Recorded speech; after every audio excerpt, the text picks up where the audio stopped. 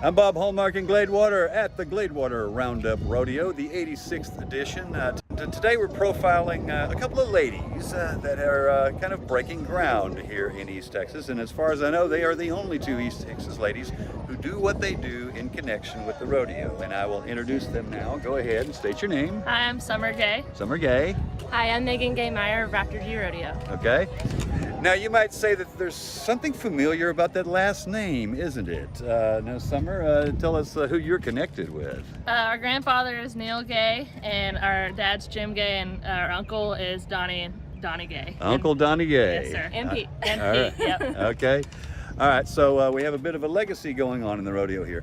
But these ladies do something that in years past was usually dominated by men, and I'm going to let them explain what they do. Now, Summer, go ahead and tell people what you actually do when the rodeo is underway here. We help out a lot in the rodeo. We carry flags, which is a girl position, but we also are involved with the livestock, and I flank the bucking bulls of our company, and it's just, I like to be a part of that. Okay.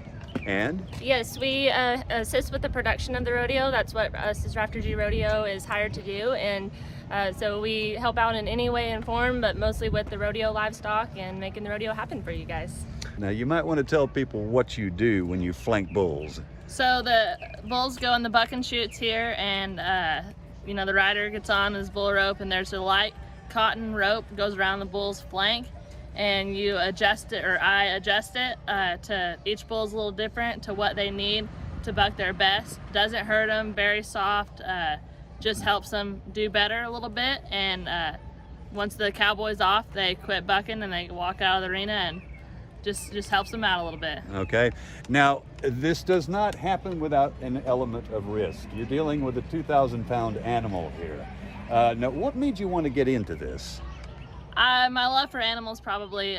Growing up around my family, I've always been around bucking horses and bulls, and so I didn't really have the fear of them. So I mean, I grew up around them, and as long as you know how to handle them and be around them, you know, it's not quite as much to be scared of. But there is always a risk handling with any animal that size, and they are bred to buck, and they are most of them are a little meaner, so you got to be careful. Yeah, as we have seen in the past, they don't always become docile once they get inside that pen. Once they get gated, they don't always stay docile at that point. A lot of times that's where a lot of the early action happens, is they begin to do what they do already while they're in the chute. Is that right? Yes, sir. When they get loaded in the buck and chute, they know their job and they're ready to perform, and some of them get a little bit hot and antsy, and they're just ready to go, and they get, some of them, a little bit mean. They have a different personality even in the back. All the animals have their own personality, and there's some that we can pet and be friendly with in the back, but when they're in the arena, they normally know their job. Now, one of the things that strikes me is that there's any number of things that can go wrong here. Any number of things. Unless you're very good and proficient at what you do, you can find yourself making a mistake and actually getting either pinned or getting your arm or something like that pinned, and you could be seriously injured here. So I'm guessing you guys have had some practice at this. Yes, sir. Our dad has grown up learning how to handle them and be very careful and being aware of their every move and what they do. And you're always supposed to pay attention at all times, whether it's one you trust or you're worrisome about. And as long as you're aware and paying attention and careful with what you're doing, you should be good, but accidents do still happen. You haven't been injured yet, have you? Not bad. There's little stuff happen, but no, I've been lucky, and I haven't had nothing bad happen. Okay, good. All right.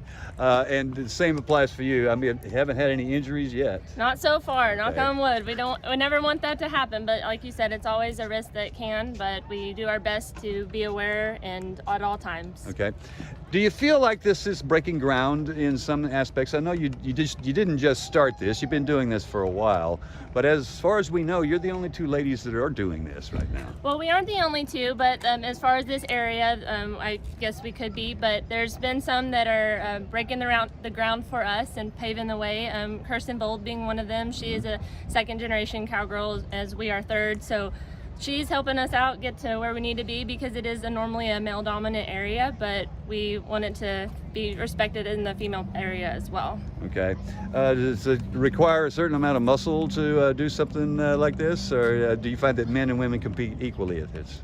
For the most part, I feel like it can be pretty equal, but there are some things muscle-wise that I can't quite do, but that's nothing, not a lot of it, but I do. I mean, it's real more technically sound, right? I mean, yes, sir. Yeah. Okay. As far as the flanking part goes, it's equal. Anyone can do it. But there's some things that go on back there that I do need a little muscle help with. I'm not the stoutest person in the world. But obviously, for both of you, I'm guessing you're really enjoying what you're doing right now. Yes, we definitely enjoy it. It's all we've ever known. We were growing up into it with our grandpa being Neil Gay, and it's something that we wanted to continue on. He loved rodeo so much, and it's basically bred in us, and we want to continue that and promote the sport and keep on the tradition. Okay, the same for you? Yes, my family is the reason I do it, and also we love our animals, and they're very, very important to us. They're a part of our family, but we want to take good care of our animals and keep them happy, and they're one of the main reasons I do this. The love for the animal and seeing them do what they're bred to do. Okay. Congratulations, ladies. Thank you so much. Yes, Thank you very much. All right. And we'll have much more on this story tonight on KLTV 7 News for KLTV Web Extra. I'm Bob Hallmark.